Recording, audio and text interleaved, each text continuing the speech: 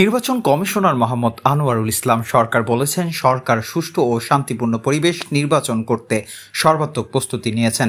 সুষ্ঠু নির্বাচন করতে সরকার বদ্ধপরিকর।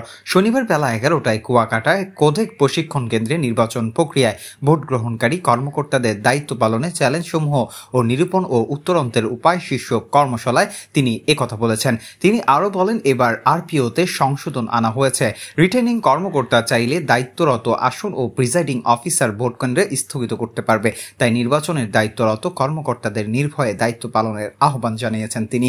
বরিশাল অঞ্চলের আঞ্চলিক নির্বাচন কর্মকর্তা মোহাম্মদ ফরিদ ইসলামের সভাপতিত্বে কর্মশালায় বিশেষ অতিথি হিসেবে উপস্থিত ছিলেন নির্বাচন কমিশন সচিবালয়ের সিনিয়র সচিব আক্তার আহমেদ, পটুয়াখালী জেলা প্রশাসক ডক্টর মোহাম্মদ শহীদ উদ্দিন এবং অতিরিক্ত পুলিশ সুপার অপু সরওয়ার ও নির্বাচন কমিশন সচিবালয়ের উপপ্রধান মোহাম্মদ হাসান। কর্মশালায় জেলার 8 উপজেলা নির্বাচন কমিশন কর্মকর্তা ও সরকারি বিভিন্ন দপ্তরের 60 জন কর্মকর্তা এতে অংশ নিয়েছেন। সিনিয়র সচিব মহোদয় বলেছেন, এবারের নির্বাচনে পোস্টার থাকবে না।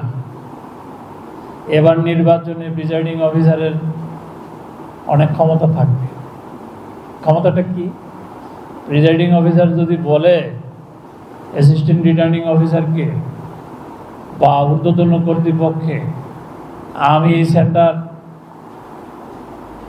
ফলাফল ঘোষণা পর্যন্ত ফলাফল দেওয়ার মতো অবস্থায় ছিলাম না, সুতরাং আমি সেন্টার বাতিল ঘোষণা করলাম, আমরা অ্যাকসেপ্ট করে নেব। এখানে জেলা প্রশাসক সাহেব আছেন, উপজেলা নির্বাহী অফিসার সাহেবরা আছেন।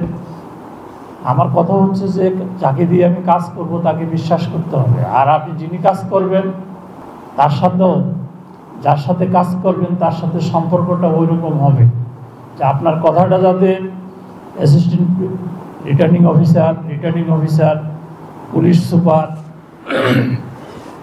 অন্যান্য যারা আইন শৃঙ্খলার সাথে দায়িত্ব পালন করবেন, স্বচ্ছতার সাথে আপনাকে এই কাজটি করতে হবে। রিটার্নিং অফিসারের এই ক্ষমতা রয়েছে।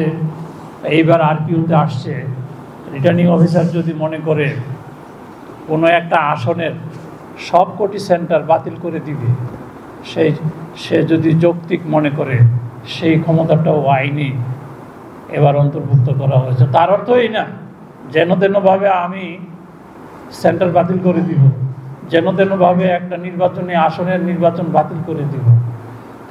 মনে রাখতে হবে, এই নির্বাচনের পিছনে একটি টাকা, সেটিও কিন্তু সাধারণ খেটে খাওয়া মানুষের টাকা। এখানে কিন্তু কোটি কোটি টাকা ব্যয় হবে। সেটার অপব্যবহার যাতে না হয় সেদিকেও আমাদের খেয়াল রাখতে হবে। ভালো, অবাধ, সুষ্ঠু, নিরপেক্ষ নির্বাচন করার জন্য যত প্রস্তুতি আছে আমরা সব প্রস্তুতি নিয়ে রেখেছি। মাহবুবুর রহমান শান্ত, চ্যানেল 23।